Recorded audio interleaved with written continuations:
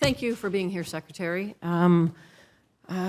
Interesting morning. So let me start off just a comment. I've heard some of the conversation back and forth, and I think in response to one of my colleagues, you made the comment that it's been a great time for financial people. That concerns me.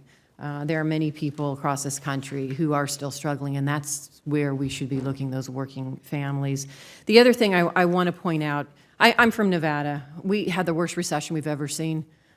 We are still coming out of it. And in fact, there was a report that came out that shows that Nevada's economic forecast is doing very well. Experts are bullish on Nevada's overall economy this year, anticipating continued recovery from the recession and growth.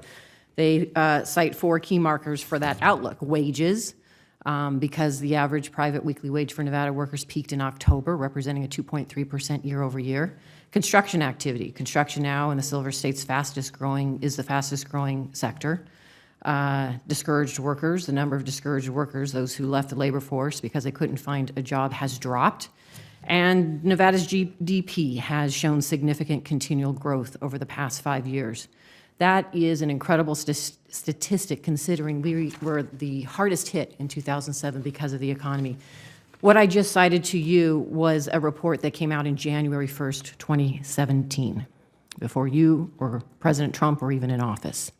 So the comments that I'm hearing today that somehow this tax reform bill contributed to where we are today in Nevada, to me is a misnomer. And it doesn't give respect to the governor, and every single legislator and every single leader, both Republican and Democrat in the state, who has worked hard for Nevada to come out of recovery. With that said, I'm hoping the actions that you take continue to benefit what we're doing in Nevada, and I look forward to working there. But I think it's questionable now where that's going to lead in the year to come. The other area that is very difficult in the state of Nevada right now, and we've been having this conversation, is affordable housing. 1 in 4 renters pays more than 30% of their income for rent and utilities. Half of renters pay more than half of their income for rent. Only about 5 million families live in public housing or benefit from Section 8 or other HUD or USDA-assisted housing programs. For every low-income family who gets some housing assistance, 4 families receive no housing assistance at all.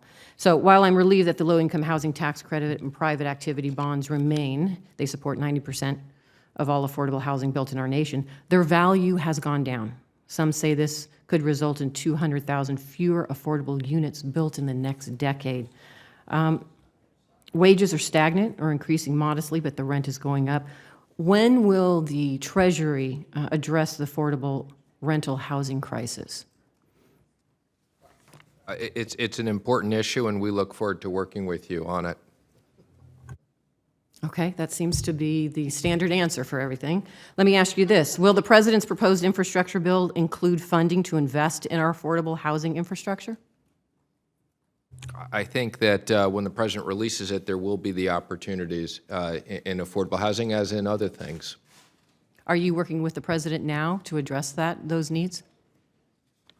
Not specifically affordable housing, but yes, the overall infrastructure, and that can be part of it. When will Treasury and HUD begin publishing the monthly housing scorecard again? Apparently there hasn't been one issued in nearly 2 years. I was not aware of that, but I will look into that and get back to you. Okay. And then let me just say, I'm disappointed that the Treasury Department killed the MyRA program. Half of workers do not have access to a retirement account at work. The national savings rate is going down. How does the Treasury Department plan to help more people save for retirement? Again, that's actually something I looked at very carefully, and it has the desire or the reason to get rid of it had nothing to do with our view on savings, and we do want to. It was just the cost of maintaining it. There were very, very few people who were using it with a staggering cost, and we'd rather reallocate that money to other ways that we can help people in saving and retirement. So do you have a program that you're looking at right now? We moved those people into the private sector, and we're looking at different programs to encourage private solutions, yes. Okay, I would like to know, if you would in the future, as you develop your programs and what you're looking at, to make sure you're reaching out to my staff and working with us as well. I notice my time is all up, is basically up, so I will submit the rest of my questions for the record. Thank you.